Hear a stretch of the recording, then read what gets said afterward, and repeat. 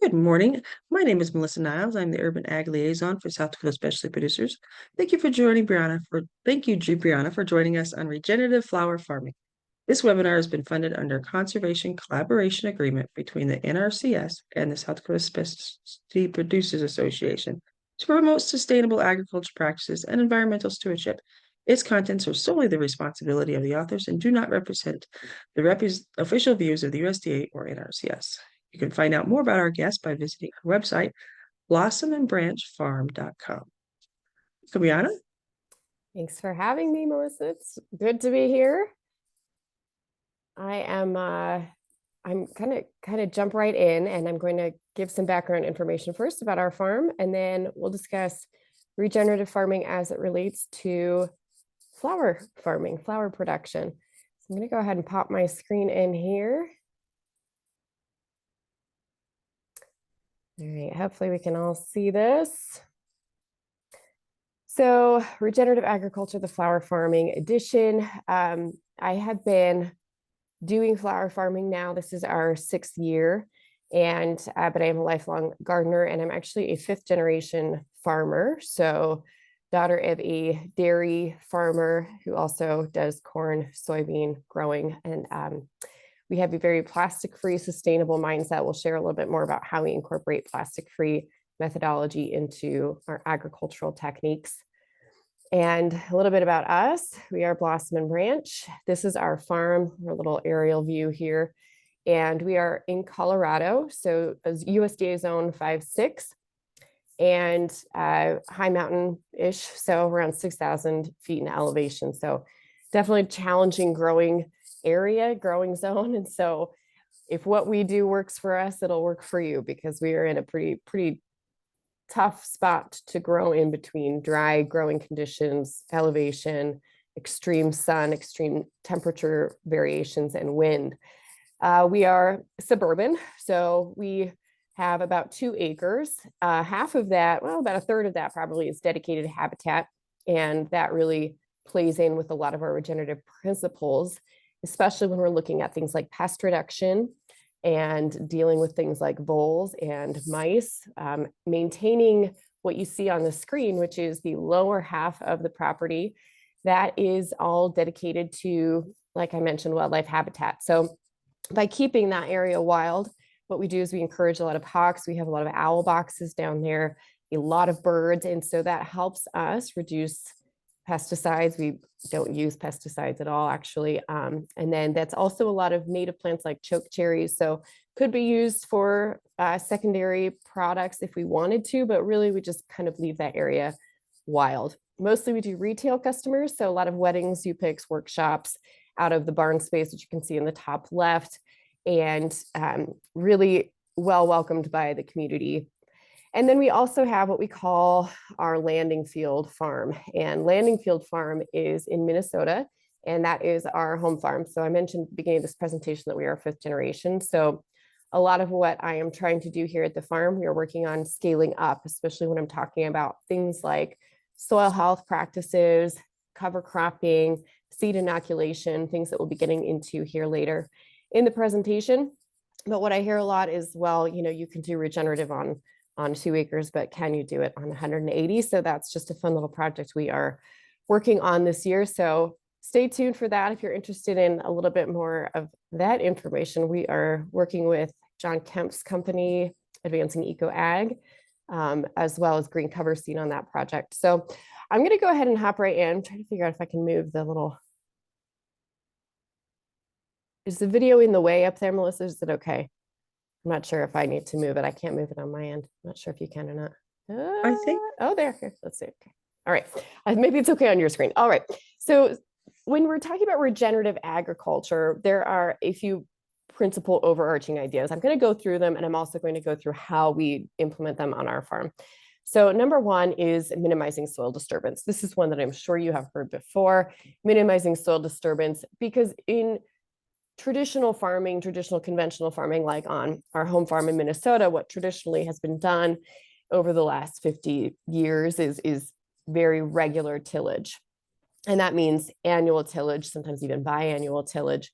And what happens with that, as you all probably know, is breaking down of soil aggregation, loosening of soil. And then when we get winds that come in, typically in the winter, late spring and late fall, usually right around when we're tilling, we get a lot of erosion. So soil ends up not where we want it. It ends up in the ditch. It ends up down the street. It ends up on your neighbor's property, but maybe not in the field where we need it. And so this leads to things like higher rates of chemicals. Now, all that to say, when we're talking about soil disturbance, we can also get sometimes attached to dogmas.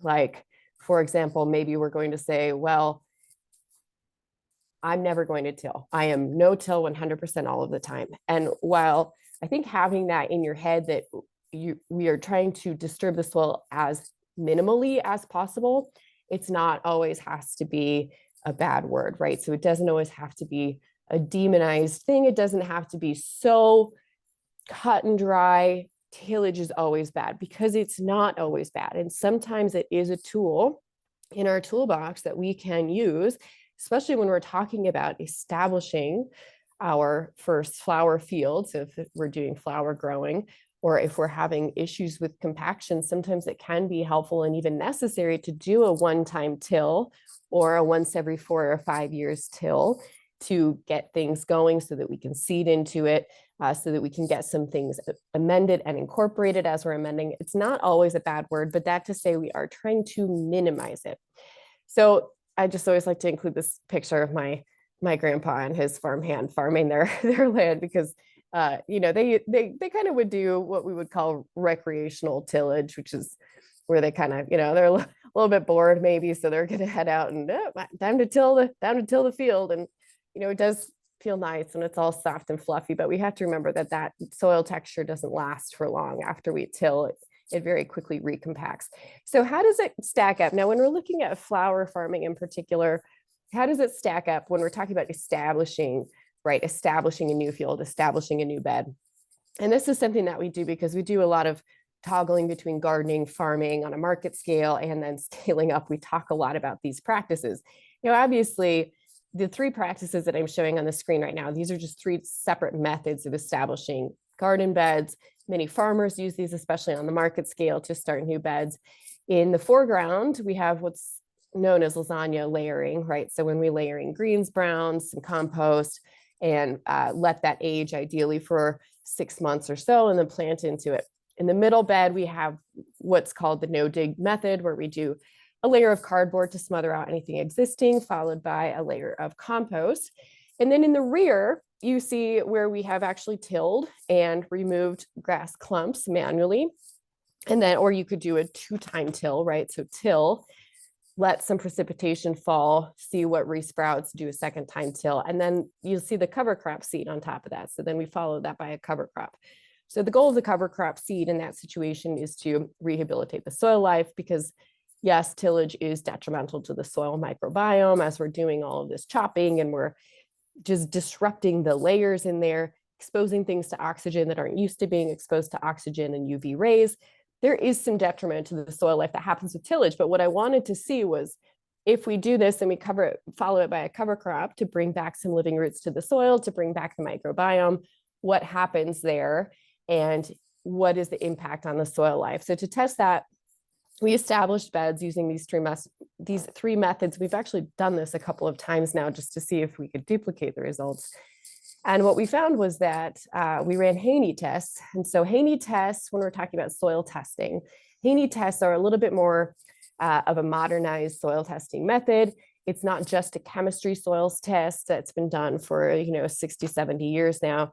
It's actually starting to incorporate a lot of what we know now about the soil microbiome, specifically soil respiration. So when we're looking at respiration in the soil, that's a pretty good measurement of the soil life and what's happening with the soil activity. So what they do is they dry out the soil, they re-wet it, and they see how much it's actually respirating. So when we ran those tests on these 3 methods of bed establishment, it was interesting to me because the foreground, the first 2 beds, the no-dig and the lasagna, are thought to be kind of a great way to start your garden bed or your field without doing a lot of damage to the soil life, because you're not turning and disturbing the soil.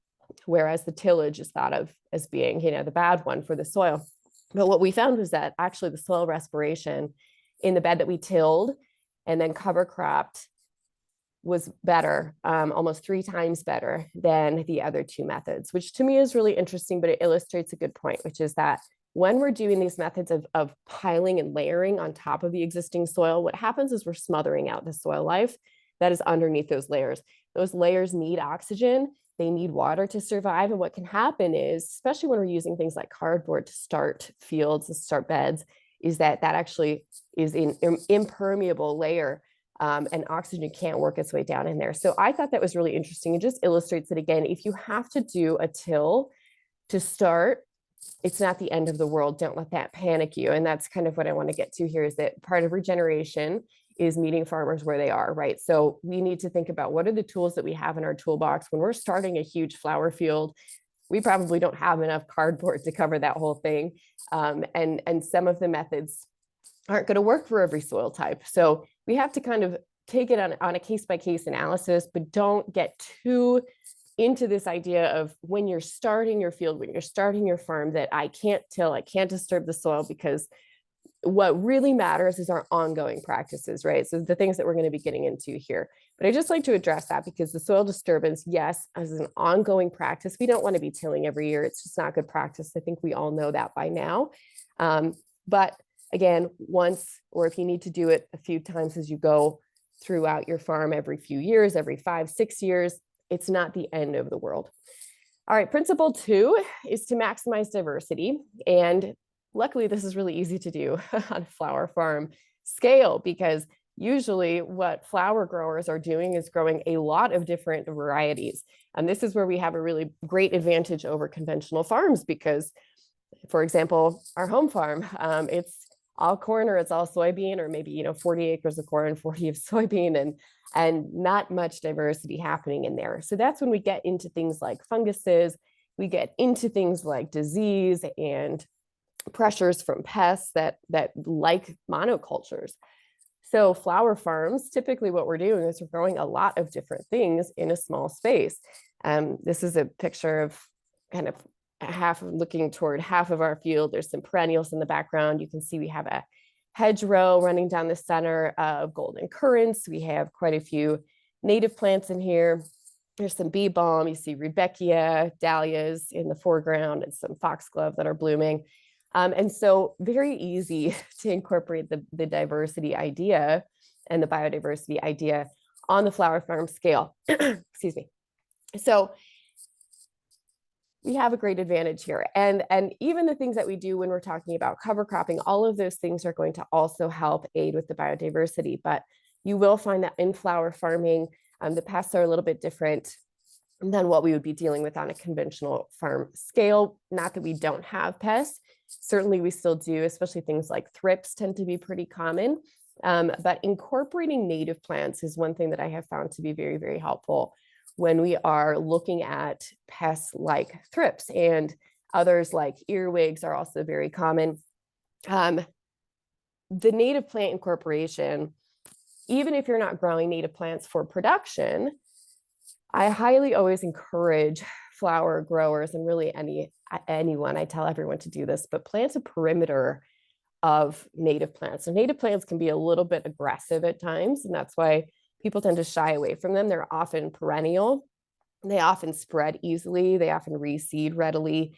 And so people can be a little bit wary of planting them, because it's not always something that you want in your field. However, if we can plant it in a way that is not going to interfere with our annual plants, or if we can kind of give it its own dedicated area, sure, you might be able to even still use it for some production. But the real benefit of doing that is attracting beneficial insects that are going to help with keeping those pests at bay. So pests like earwigs, pests like thrips, those kinds of things that tend to be a little bit problematic, because we do need the blooms to look good, right? They don't always have to look perfect, but they can't be looking totally bug riddled. It is a very visible visual product that we are putting out. Here's just another photo where we actually have a row of perennial native plants here. So you can see we have yarrow. Excuse me, my kids gave me their cold yesterday. 'Tis the season.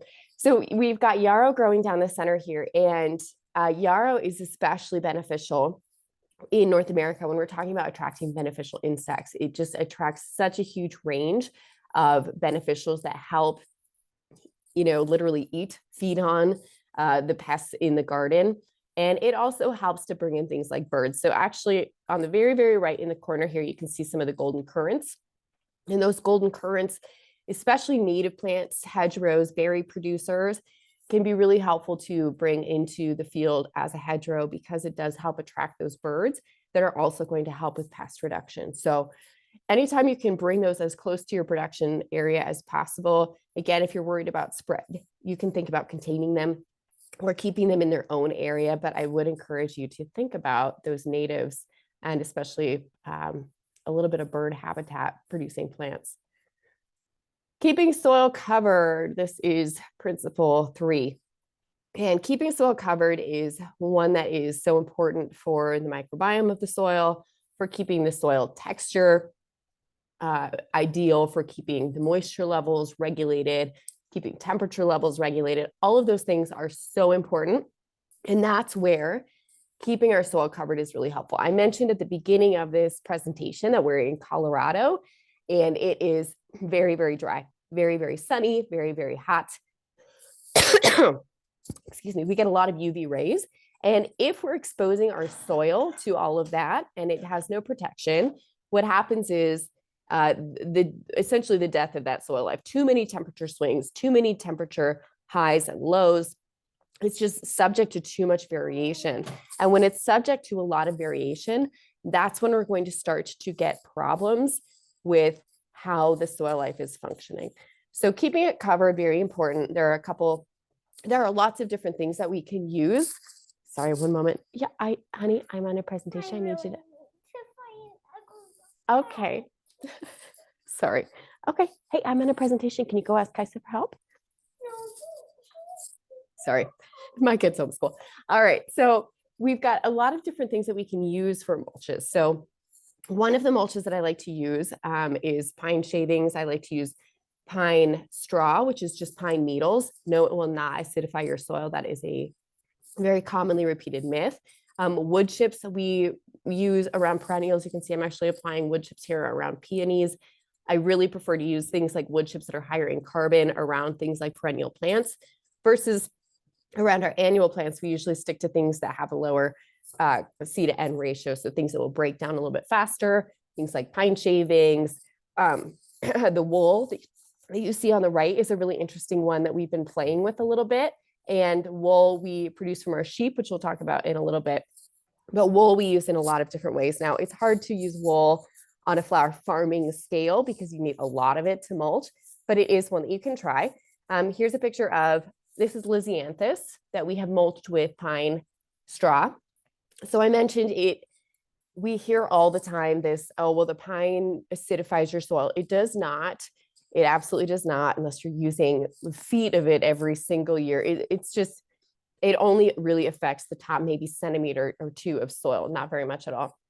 And so what is nice about pine straw is that it holds together, it forms a mat. It does not blow away. So with straw, which was traditionally used a lot, now has a lot of concerns with grazon contamination and other herbicides. And so we don't have to worry about that with pine straw. All right. This is another one we've used. There's some pine straw in the foreground. There's some pine shavings kind of midway through on one of the walkways, but keeping that soil covered as much as possible. Now, I want to talk about this one.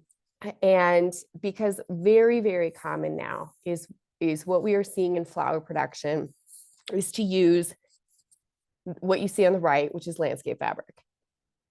We call it landscape fabric, but really what it is it's plastic film, plastic mulch.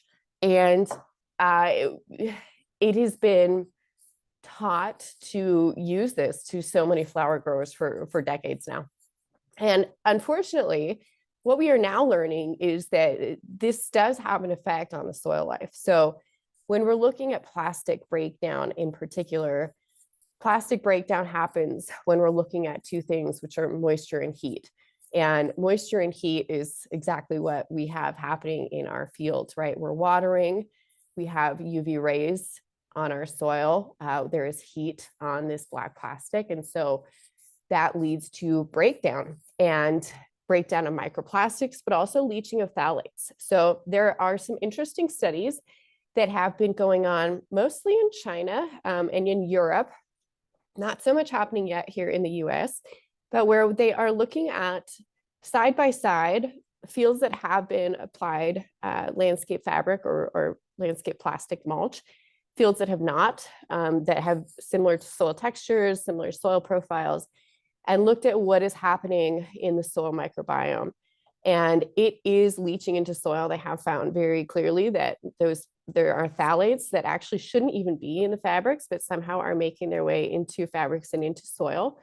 And then it is being uptaken right now. These studies are being done in food, but those are making their way into food. And this is particularly being looked at with strawberry production. So they're finding that the strawberries that are grown in plastic contained almost 3 times as many phthalates as the strawberries that were not. So when we see, again, there is a tool in the toolbox of plastic mulch for soil covering. Do I think it is a regenerative one? No. I personally would not consider plastic mulch to be a regenerative solution to covering soil. And I would encourage you to think about the effects that it does have on a few things, such as the soil's ability to have organic matter fall on it and break down the way that it should in a regenerative system, the ability for soil to maintain moisture levels the way that it likes to. The fabric does interfere a little bit, even though they are water and air permeable, it does interfere a little bit, and it's just not a natural mulch like nature wants sitting on top of the soil. So, and yes, I hear this all the time that, well, the plastic, yeah, it might be in the soil, but it doesn't get taken up by the roots. It does. It gets taken up by the roots. It works its way into the plants, and it does affect the soil microbiome. So they have found direct results from microplastics in soil that do break down from plastic mulches and that do affect the biome of the soil. So I want to talk about that because it kind of leads into our next little topic, which is maintaining living roots in the soil. So how do we do this? Knowing that, I've obviously said we need to keep the soil covered. This luckily ties right in in a very lovely way, right into this maintaining living roots, because there is a great alternative to plastics. Now, I did start out our farm using landscape fabric, so I have done both methods.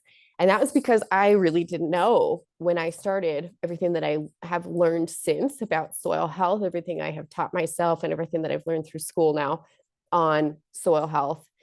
And so I've done both ways. And I often hear, well, it's just so much easier to do the fabric. I don't have time to weed. Totally understand that there are time constraints, but I would encourage everybody to try this because we have been doing this on our farm now for 4 years. And it actually saves me so much work. And I know that is hard to believe that this cover cropping process, maintaining living roots and using cover cropping as our soil cover, as our mulch, it sounds like it is going to be so much more work, but it's really not, because we're not having to haul mulch around. We are not having to buy in a bunch of compost. We're not having to amend our soil with a bunch of compost. We save money on fertilizer because, again, we have a well-functioning soil microbiome. So we're not having to buy a bunch of fertilizer. So there are a lot of benefits. It's also more affordable. So if we're not having to buy in compost and our cover crop seed is our main expense, both that covers across fertilizer, mulch, and compost, and we're taking care of all of that with our cover crop seed, then we're actually saving ourselves money. So how do we actually do this? Okay, so this is our alternative, right? It's what I call growing your own mulch. So yes, we can call it cover cropping, and that's of course what a lot of people call it, is cover cropping. But that's, I just like to call it growing my mulch because it to me, it makes it a little bit more comprehensive. It makes me understand what is my goal here a little bit more. So by doing this, yes, we're reducing our fertilizer needs. And here's a picture of, we have hairy vetch here in the center. On the left side, you'll see our baptisia. So that kind of gives you an idea of what time of year this is, because the flower on the left is a perennial and it blooms in spring, right around when our peonies bloom. And then in the center, we've got our hairy vetch, and you can see it's pretty full. So I would estimate this picture was taken probably around June 1st. So we plant this hairy vetch in the fall, and we don't always do hairy vetch. Of course, there are so many different options when we're looking at cover cropping. It doesn't have to be hairy vetch. Hairy vetch can actually be a little bit of a tricky one because if it does go to seed, it can become a little bit of a mess, but it's also a great cover crop because it is wonderful at fixating nitrogen. So if your soil is needing nitrogen, and it also makes a great mat for our mulch layer. So we planted this in fall, and then we let it grow. It overwinters here in my zone 5. So it looks like it's dead, but it's not. When spring temperatures warm up, it starts regrowing. And once it starts regrowing, it looks something like this. So again, it blooms pretty quickly in the spring because it picks up growing before our last frost, usually about 6 to 8 weeks before our last frost, it starts regrowing.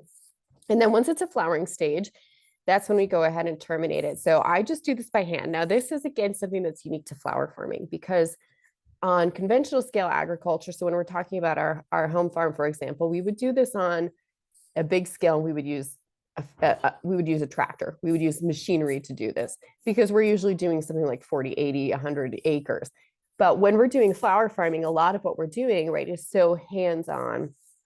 It is literally harvesting by hand. And so the scale that we're able to achieve as flower farmers is smaller, and it can be smaller and be profitable. So again, if we're talking about just doing an acre or doing maybe half an acre or doing one row at a time, then what we're going to use to terminate the cover crop is very different than what we would use on a big scale. So what I use is, it's really simple. It's just it's a piece of iron called angle iron, and it has a right degree angle. I tie a rope to it and I step on it as I go along, and that smashes down that cover crop. There is always the option of tarping. You could tarp it after you do that process. In fact, I wouldn't tarp it so if we tarped it when it looked like this, that tarp would just sit right on top. Obviously, that would not be very effective. So that's when we would want to crush it down before we tarp it, and that'll just make sure that it does terminate. You don't have to tarp it. So if you've crimped and smashed down that cover crop at the right time, which is usually at flowering stage, then you don't have to tarp it. This step is unnecessary. But sometimes what happens in flower farming is, we get a late spring and it's been colder temperatures. And so our crop hasn't started regrowing yet, and we have to get our next crop in. So in that case, yeah, I might throw a tarp over it because that will give me kind of a backup plan. So I always consider tarping my plan B. So if we're looking at, okay, well, plan A is to crimp it or to cut it, and that's going to terminate it. But whoops, turns out it wasn't at exactly the right stage and it started regrowing. You can always toss that tarp over the top. That's not going to be the end of the world. So that's a great method to terminate. And then we'll leave that on for about 7 to 10 days. And then by then it's gone. So this is what it looks like after it's done. This is the hairy vetch. And you can see what a nice mat it leaves. So again, when I mentioned growing your own mulch, this is what that looks like. So it is a very thick mat. Again, this is why I like using hairy vetch. We also like to use oats and peas, different timings, different times of year, different cover crops for different things. But the hairy vetch in particular does leave a really nice mat, and it's not going to blow away.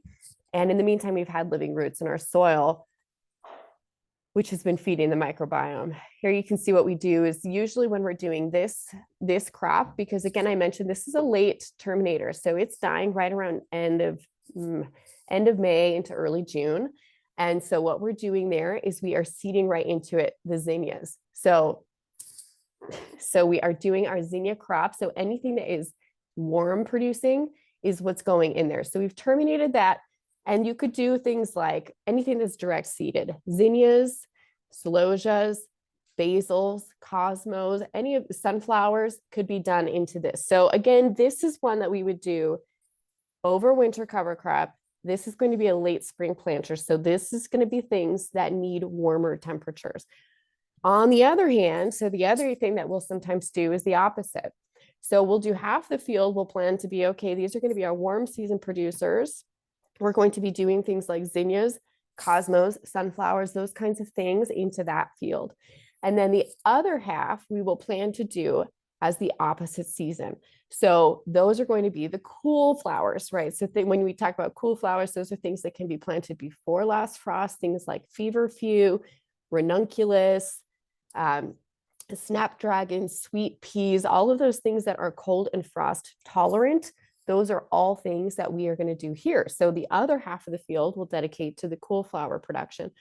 For those things, we grow early spring. So we can't have a cover crop like hairy vetch growing in there at that time of year, because if we have an overwintered cover crop that can't be terminated until June, then we can't get our cool flowers in. So in that case, what we do is we leave that, we were not going to plant a fall overwinter cover crop in that one. We'll mulch it with something like leaves over winter so that we do still keep it covered over the winter. And then in the spring, we go ahead and plant our production plants into that, usually 6 to 8 weeks before our last frost. Those cool bloomers are usually done blooming by end of July-ish or so. So if that, it kind of depends on the crop. Our sweet peas are usually done a little bit before that, but snapdragons can very well be producing into July.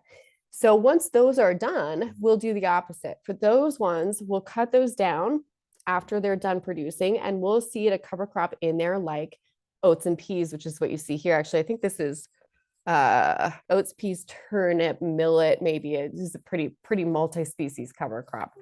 So that has gone into the opposite rotation. So I hope that makes sense, that kind of half of the field we're thinking of as being cool producing, and then the other half we're thinking of being warm producing. And then the opposite season is when we're growing the mulch for those beds. So this one that so the oats and peas, just to pop back over to the oats and peas. So if we were doing oats and peas, those ones, depending on when we get them in the ground, they may or may not flower before we get our last frost. If they do flower before our first frost, if they flower before our first frost in the fall, that was hard to say. If they flower before our first frost in the fall, then we'll have to terminate them manually. So we'll either have to cut them. Oats and peas are great. They're pretty easy to cut. We could crimp them, we could tarp them, and then we'll just leave that in place over winter. So there is a bit of a mulch layer over winter. And then again, in the spring, we'll go ahead and plant into that one. It'll be ready to go. So we are able to get either a cover crop or a production plant in to each row each year. This is just what it looks like when we planted. Actually, this has been celosia into a layer of peas. And you can see peas is a really nice one as a cover crop in my zone, because it does not like to grow when the temperatures get too hot. So this is celosia planted into there. And what's happened is that when I terminated this oats and peas, the oats terminated, I cut them down, but the peas did not fully terminate. And you can see they're still kind of green and growing under there. So the benefit of this is that we've gotten some nitrogen in there, but now we're heading into summer. So even though we got a little bit of regrowth on these peas, they're not going to be putting out any growth that we're going to really need to be concerned about. The growth on these once we're in the 90 to 100 degree temperatures is going to be pretty weak. So it's not the end of the world if you do get a little bit of regrowth, especially on something like peas. But again, try to make sure that it's fully terminated before you do plant into it. Now, these celosia actually performed really well. They looked great. This is just what it looks like. Kind of this is but what one of our cover crops looked like. This was a millet turnip for a compacted bed, pretty heavy clay soil is what we have here. So we were trying to break down some of that compaction. That's what you see there on the left. And then I just direct sow it manually. And on the right, you can see what that looks like. I just scatter sow my cover crop seed by hand. I rake it in by hand because, again, small scale. Yes, I could get machinery to do this, but really on the scale that I do, it just doesn't really financially make that much sense for me to invest in a piece of machinery when I can do this by hand pretty quickly. So now I want to talk about seed inoculation, since we've gotten through and talked about cover cropping. So cover cropping, yes, very, very important when we're looking at the soil life and the soil food web, because what's happening with the soil food web is that it's actually creating the rhizophagy process. So the rhizophagy process is one that exists with the soil microbes. And what's happening is the plant roots actually intake microbes. They absorb the minerals that have been taken in by those microbes from the soil profile. The plant eats those minerals and it spits out the microbes And then the microbes remineralize, they take up nutrients again from the soil, and that whole process happens again. It's rhizophagy. And so what's happening in that process is very, very important. And not only because it's a natural process, it's helping our plants cycle, but it's saving us money because we're not having to buy in as much nitrogen. We're not having to buy in as much fertilizer if that rhizophagy process that's happening in the soil is happening effectively. So this can be one of the things that is a little bit harder to do when we are starting out, because sometimes your soil isn't quite there yet, especially when you're first starting out on a regenerative process. And so it does take a little bit of time. Now, here in year 6, I don't really add much to my soil anymore. We do a nitrogen fertilizer, and I'll give you the recipe for that. That's here in a couple slides, but really, it can be a little bit of a struggle, especially if you're starting out on soil that's pretty degraded. And so it can be beneficial to inoculate your seeds. So soil, and I just say here, the soil food web is a whole nother class, right? This is a whole topic for a whole nother time. We could fill 6 hours talking about just this on its own. But one of the biggest and the most bang for my buck things that I have found is the seed inoculation. So there are a couple of things. Advancing Eco Ag has a great product called BioCoat Gold. There are other rhizobia. So if you're doing a legume crop, if we're doing cover crop like a pea or like hairy vetch, then we would want to inoculate with rhizobia, which is specifically for legumes to help them fixate nitrogen from the atmosphere and put it down into plant roots. But there are also things that we can use for non-legumes that will also help those plants fixate nitrogen. So things like sunflower, zinnias, all of my seeds, I use a mix of mycorrhiza and azospirillum, which azospirillum is a nitrogen fixing association that it will make with the seed. So what we do is, you can kind of see in this very distorted picture, is we just rub this product, and it's a dry powdery looking product, and we just rub it onto our seeds. You can put it all in a bucket, you can pour a little bit in and just toss it. You want them to be covered. It can help to wet your seeds a little bit just to make them damp so that this will stick to them. If you're doing cover crop seeds, just a big bucket, because you're probably doing a big quantity. But I also do it for my production seeds. So things like zinnias, things like snapdragons, celosia, all of those, as I'm seeding them in, it does not take very much, literally just a little tiny pinch. And I'll just put them right onto whatever seeds I'm starting, rub that on, and then direct seed those into the ground. So we're getting a 1-2 punch. We're getting that inoculant onto our cover crop seed, and we are also getting it onto our production plants. So in that way, we're really bumping up what's happening with the soil life in a faster way. So yes, we get all of these things over time. All these beneficial bacteria and the microbes in the soil food web is all going to end up in our soil. Yes, if we are following regenerative practices of minimizing disturbance, keeping living roots in the soil, keeping our soil covered, not adding excess fertilizer, not using excess sprays. We'll talk about that a little bit at the end. But if we're following those things, your need to inoculate will go down. But I do still do it. And you can also inoculate with compost. So if you do compost at your farm, and it's a good compost pile with lots of different things in there, manures, leaves, garden scraps, food scraps, whatever it is, then you probably have a pretty good diverse mix of microbes, and you can just inoculate with your compost. So sift some compost, some well-aged compost, moisten it a little bit, rub it on your seeds. That works as well. It's just not as guaranteed that you're going to get used specifically as a spirillum, for example. So we'll take some questions about that at the end, because I'm sure some have come up. And I know cover cropping can be intimidating, especially for those of us who are in colder zones, 3, 4, 5, 6. But remember that the shoulder seasons are your friend. So sometimes we can get locked into this idea of that my growing season is between my last frost and my first frost, and that's what I have. And if I can't fit it in within that window, then it's not going to work. But that is not the case. We have those 8 weeks before our last frost. We have those 8 weeks after our last, 8 weeks after our last frost and 8 weeks before our first. Okay, you know what I'm saying. You have the 8 weeks on either side. My brain is not braining this morning. But don't get so locked into this, because we've done, for example, oats and peas that are they had just terminated here in the last week of January.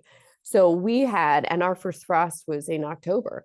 So we had an additional 3 months of growing time after our first frost that we were able to grow our cover crop in. So don't get so locked into like my growing zone is between my first and last frost. That's not the case, right? My growing season is actually much longer than that if we consider our shoulder seasons. And then we have 5, which is integrating animals. And yes, regenerative, we can do regenerative practices, but without the animal incorporation, it does lack a little bit of the diversity, especially in the soil life that we really, really need. So we just have a couple pictures of some of our chickens here that are browsing around throughout the fields. Now, I don't let them in there. This is a little different than, food production, because we're not worrying as much about consumption. So if we're grazing animals, or we're bringing animals in to, for example, a tomato plot, right, and we have tomatoes fruiting, then we have concerns with things like salmonella. We can be, worried about manure spreading onto plants and having disease issues that way. With flowers, we don't have as much that concern. And so we can do things like graze chickens at this time of year when you can see we have things flowering and blooming. And so for that reason, it's a little bit more flexible than, for example, vegetable production. But all that to say, the chickens can be pretty destructive, especially if you have small seedlings. So I usually don't let the chickens specifically into the field until it is later in the season and the plants are bigger and can stand up to things like chickens, but they can be great for things like managing pests, adding manure directly to the ground. But our really go-to guys are the sheep, and the sheep are really phenomenal at grazing down our cover crops and helping to keep, we also have them help us a little bit in that wildlife habitat area, keeping invasive grasses down and that kind of thing. But really their main job is in the field, grazing down cover crops. So we mentioned there's a lot of different methods for terminating cover crops. We have our crimping methods, we have tarping, there's cutting, but grazing is my favorite because it's less work for me. I save on my feed for my sheep when I graze. And it also is directly adding a lot of soil, great soil amendments. So things like manure, things like their urine, which do contain a lot of microbes, just going directly into the soil. So sheep are great because they're lighter weight than things like cattle. And again, we're on small scale. So when we're talking flower farming, usually we're talking about an acre or 2 at most. And so when we're incorporating things like livestock, we need a lot more space. So we just have 2 small sheep. They're baby doll Southdowns. They're a smaller breed sheep. They're kind of stubborn and jerks. So that's just a breed thing, but they're great for this. And so what we figured out we could do is just cordon off different areas. So the sheep, interestingly, leave a lot of things alone. So you can see chrysanthemums blooming in the background here. They have no interest in many of the things that we grow. They don't care about chrysanthemums. They care not for peonies. They leave our lavender alone. There are things that they do like to eat, like dahlias and roses. So I, for sure, especially when we're starting out, we would not just let them go anywhere because they would eat things we really didn't want them to. But what I do is if there is a row, so say we've cover cropped a row like this one that I was showing, and we've cover cropped it, but it's next to a production plant that we don't want them to eat.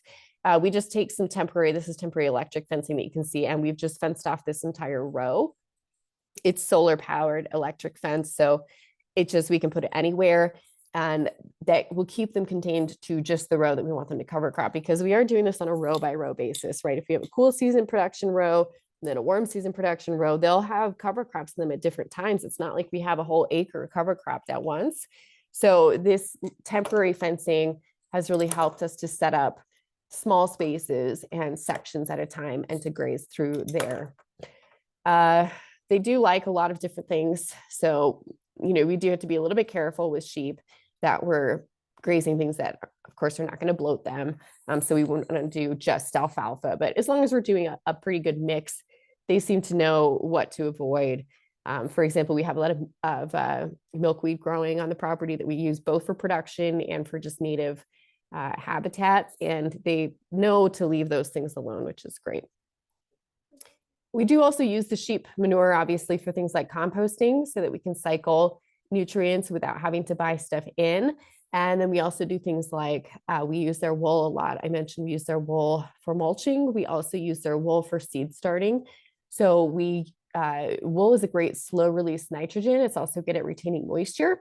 And so we use it, actually, we layer it into our seed trays and we put it at the bottom. And by doing that, when our seeds grow, they're able to access that nitrogen at the bottom, and we don't have to fertilize. So even from the time that we seed and then transplant, that wool is still in the bottom, and it serves as the fertilizer throughout the entire season for a lot of those plants. So the wool is great for that. So it's a great secondary product as well. Okay, so extra credit. So extra credit, these are not like what we would consider traditional tenets of regenerative agriculture, but thinking about awareness of material usage in building community, right? So these are always things that we're thinking about regeneration of not just soil, but also including our community in this. So as much education as we can do, we do a lot of education in our neighborhood about things like invasive plants.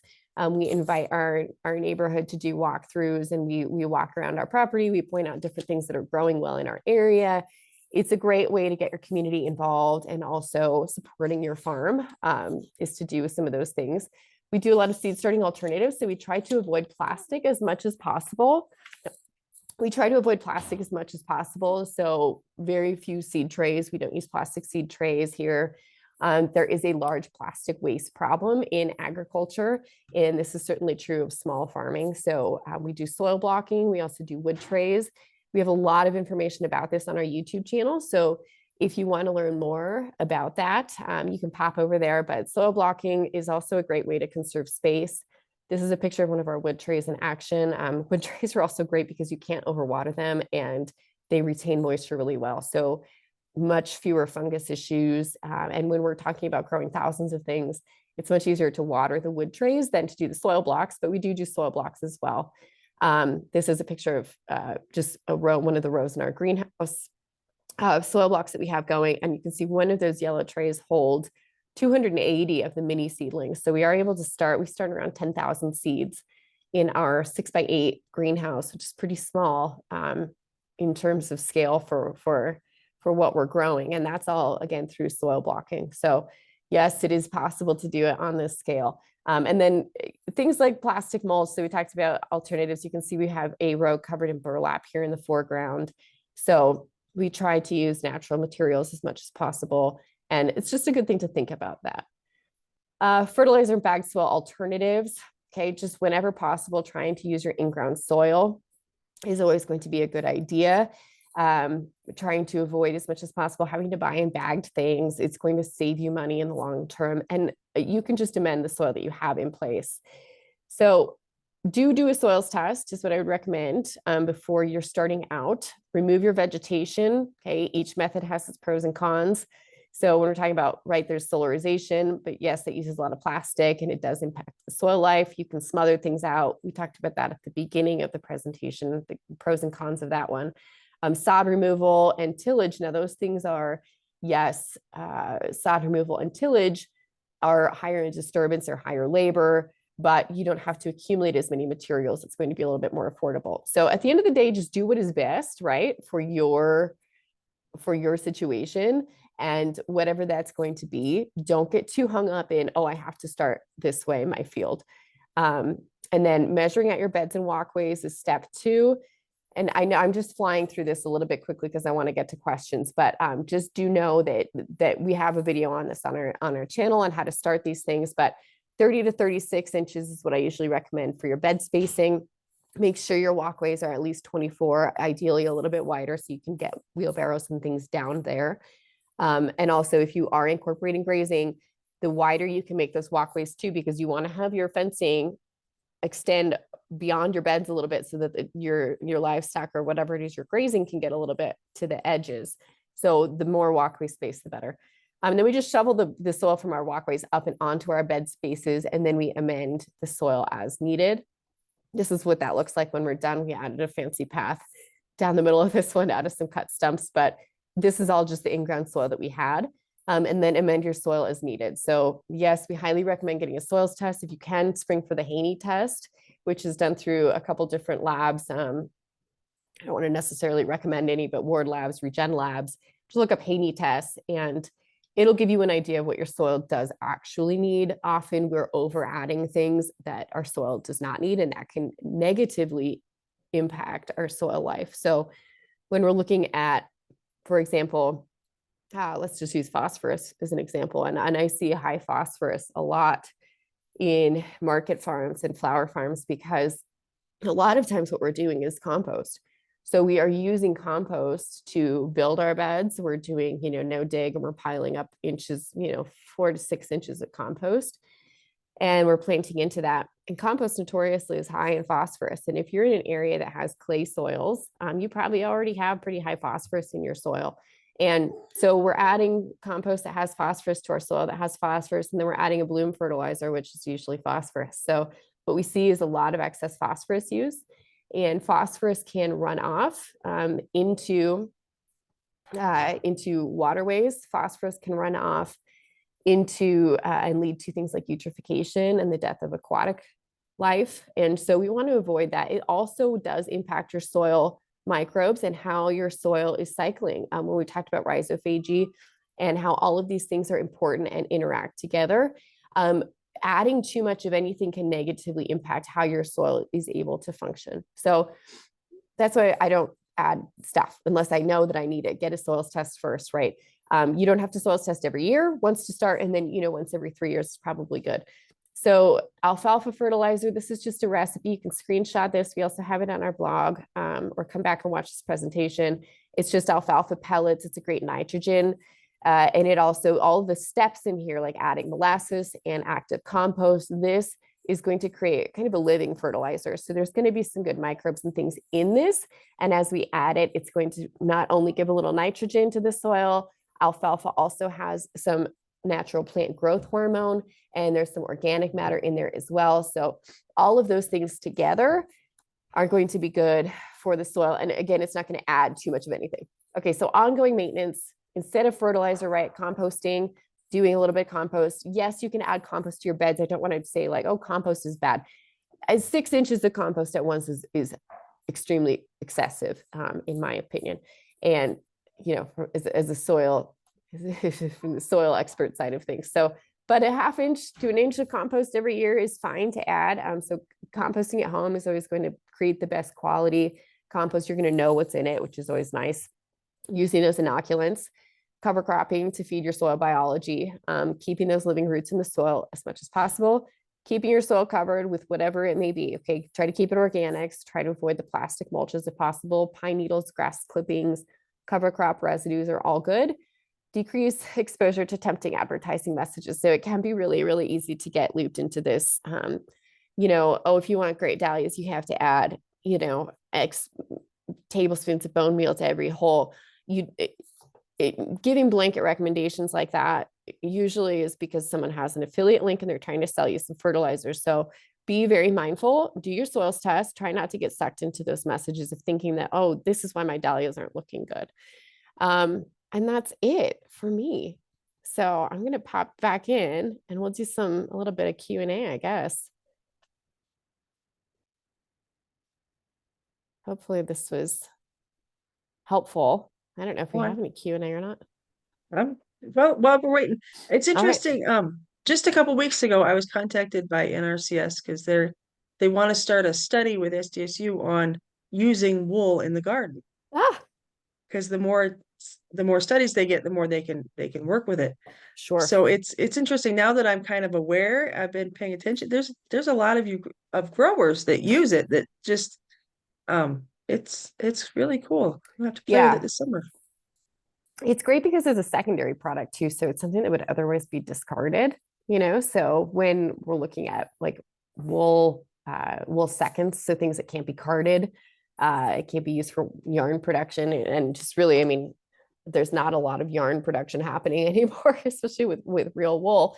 So those things are usually discarded, wool pelts and the seconds, especially with the manure and stuff in them. So pelletizing that, I would love to try using the pellets as a fertilizer on our home farm, but they're just so expensive yet. The pellets are, the pelletizing machines, I think, are fairly expensive. And so it would be a great fertilizer option because nothing that I've used has ever performed as well as wool in terms of fertilizing and also moisture retention and just the soil texture. It's been really fascinating to play with. So hopefully that goes through, hopefully we're able to do a little more research and learn a little bit more about how that Yeah. works. Jody is wondering if you could spell the name of the soil test. Yes, it's Haney, Haney, and it's named after the guy who invented it, Rick Haney. And so again, Regen Labs, Ward Labs both do them. We've used both of those. Have I experimented with leaf mold? Yes, we do leaf mold. Leaf mold's a little bit challenging when we're talking about scaling it, just because it takes, it breaks down into a very, very small quantity. When we're doing leaf mold, which is basically, if you're unaware of what that is it's taking quantities of dry leaves. Usually you add some water, some compost. It breaks down over a year or two into a very beautiful, lovely compost, loamy, great material. Again, the downside is creating enough to cover, on a market farm scale, to cover the entire property or to really make it useful. But yes, I mean, we do it. I kind of reserve it for areas where, either we haven't gotten a cover crop in, or maybe could use a little bit of extra help, or needs some more breaking down and some more organic matter. I usually try to reserve it because I start 2 huge barrelfuls of it and I end up with, a bin this big. So, but I do love leaf mold. It's a great option. Using compost tea to fertilize. I see Carly has a question about that.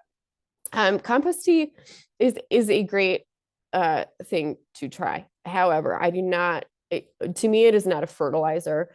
I don't consider compost a fertilizer. I don't consider compost tea a fertilizer. And the problem with using compost as fertilizer is that by the time we're using enough compost for it to be a true fertilizer, you're using a lot, because it has, yes, it has nitrogen in it. I'm not saying it doesn't have good things in it. It does, but not much, and so that's when we're having to add a lot for it to have a fertilizer effect. And so by the time we're adding an effort to have a fertilizer effect, that's when we're running into excess phosphorus issues. So in my personal opinion, compost tea is something that is better suited for, when you're in the beginning phases of starting the regenerative soil process, trying to get your soil food web going, using it in that way to kind of try to get those soil microbe levels up is a way to think about compost tea. And then as you're kind of incorporating, I don't really do it anymore because I don't see the benefits of it anymore. Now that we're in year 5, our soil is cycling pretty well. We don't really have, I kind of think last year we had no rust. We had no fusarium wilt. We did not have botrytis. I mean, we haven't dealt with fungus issues for at least 2 full seasons now. And a lot of that is due to the fungus levels that we have in the soil of the balance of things. And so, but as you're starting, as you're getting that established, then I think that's when it can be helpful. And of course, always try it before you go try something like a fungicide. That would be my opinion on that. I hope that answered that question. Bearded irises, no, they don't perform that well as a cut flower because they just have a pretty short base life. So we do grow some things that have short base lives, things like dahlias, but which, have 5-6 days maybe. Bearded iris for me usually top out at 3 to 4 days. And so just as a cut flower, they don't tend to do that well, perform that well for retail. But if it's if you're doing weddings or focus more on weddings or events, then they can perform well because they only have to last, a day. And so in that case, sure. But a limited, I try to mostly grow things that have a good base life, pretty low maintenance, and play well with my climate. So yeah, no would be my answer to that, Jody. Sorry, but they are beautiful, and I love bearded iris. I only grow a few in my home garden, but not for production.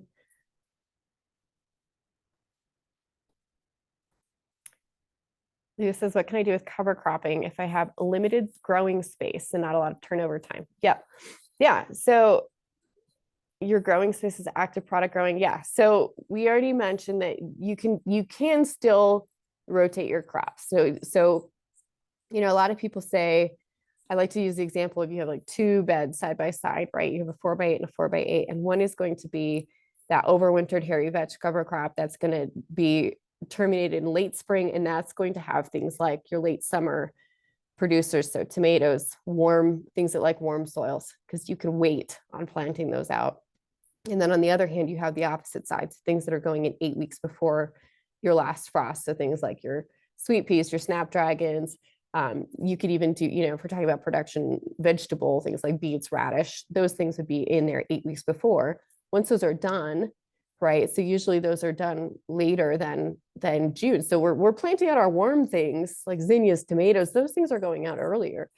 They're not that bed that had your things growing in 8 weeks before your frost, that's not going to be available yet to plant your tomatoes and things in. So that's when you can cover crop that bed. So if that makes sense, if you want to incorporate cover crops, you do have to give up a little bit of your, you can't say I'm going to grow all my cool season things and I'm going to run right into my warm season things, and then I'm going to cover crop too. Like, depending on your growing zone, sure, you could do that. If you're in a zone 8, 9, 10, probably you could do that.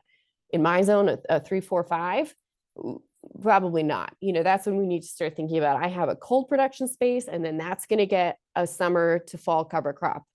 Or I have my warm producing space, and that's going to get a spring cover crop. So it's hard. I don't want to say like you can't have your cake and eat it too, but sometimes we have to give up a little bit of that production time in order to give that back to the soil health. So yeah, it's a balance of having enough space. And, that's why I encourage planting in ground, because I just find that you can produce so much more in the space that you have if you're growing in ground instead of relying on raised beds. Carly, I think this is probably the last one here. So do you need a soils test before determining which cover crop you want? So there are so many cover crops. Like, this is going to be a whole nother class, right? on just cover crop selection and what do I want to use as a cover crop. It's not a cut and dry answer. I usually recommend starting out with easier cover crops. So I mentioned hairy vetch is kind of like an advanced cover crop just because it can get away from you. So I usually like to recommend something that you can terminate easily. Things like oats and peas are great because they germinate in colder temperatures. So if you're doing an 8-week before, for the example of this spring, say you wanted to start doing this spring, 8 weeks before your last frost. So for me, that would be mid-March. We would be thinking about sowing in our oats and peas. They both germinate in colder temperatures. Peas will germinate down to 32. Usually I'll throw a layer of burlap over, and that just helps keep the moisture in. It helps keep the temperatures a little bit more regulated. And so that way we can get the germination early spring, and then that grows out, and then we'll terminate that again by cutting. So there are two things to think about when you're deciding, when you're beginning cover cropping, in my opinion. One is, what are my termination? What's the termination method I'm going to plan to use? What do I have at hand? What can I use? So do you feel comfortable with crimping? And if not, then okay, cutting. If cutting is my option, I have a weed whacker. Or if tarping is my option, again, that's always my plan B, my backup. Think about those things first, because something like rye, for example, is a really tough one to terminate. So if we go in and we start using rye as a cover crop, it can be really difficult to terminate because it's like a grass. So it's not going to terminate by cutting. So you need to look and make sure that the method that you have to terminate, that your cover crop will terminate with that method. Otherwise, you might end up with a bed that you're going to have to tarp and solarize for a longer period to try to kill it out. And then the other thing that you should consider is the temperatures and the time of year that you're growing. Considering goals is very worthwhile, but on the grand scheme of things, what we're looking at with cover cropping is incorporating biodiversity, bringing in plant roots. So don't get so hung up when you're first starting with cover cropping. Don't get so hung up on, my goal is erosion. Because yes, that's a great goal. Like, right, you want to minimize erosion, but any of these cover crops are going to help with erosion. So think more about termination and how can I terminate it? And then also think about your timing and make those your two priorities. And then go to a great website like greencoverseed.com has a calculator. It actually has a whole thing that you can plug in, like, how are you going to terminate it? How much are you going to do? And it'll spit out recommendations for you based on what you input into that system.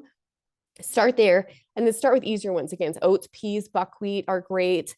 They're all pretty easy again to terminate, so you don't have to worry so much about. I think it was my first, trying to think, it was my first year that I did rye, and we had to till the field twice to kill it. and then we had a snowstorm. It was a whole thing. And so then I said, I'm never doing rye again. But you only know that as you only learn that as you go, right? So if you want to cover, start out with a small patch, try a little bit of cover crop, see how it goes. And then you can apply it on a bigger scale. Then you can start incorporating different species, right? So now we're up to like 16 different species that we'll often mix and use together. But that's only because I've tried them small patches at a time. I think that's it. I think that's all my rant. Thanks, Rhonda. Yeah, it'll be interesting to see. So we're kind of showcasing a lot of this information over on our YouTube channel. So if you want to follow us there, please feel free to head over there. It's regenerative gardening with Blossom and Branch, and we are covering a lot of like the farming work that we're doing in Minnesota on our home farm, a lot of the cover cropping that we're doing, the inoculating that we're doing, how we are, minimizing nitrogen inputs, fungicide inputs. So hopefully all those things are going to kind of cross play a little bit, but yeah, totally different growing climates, totally different pest issues, all kinds of different things. So.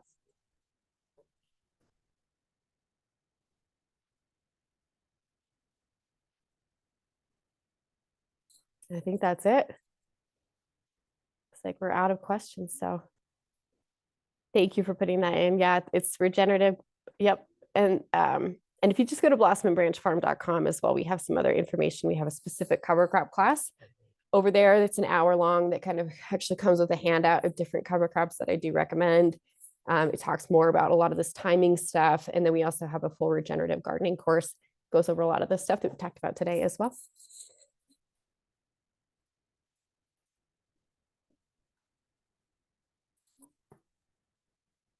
Thank you so much, Briana, for joining us today. We appreciate your time and knowledge on regenerative flower production. I know I learned a lot, and it makes me want to go plant flowers, but it's still a little cold, huh?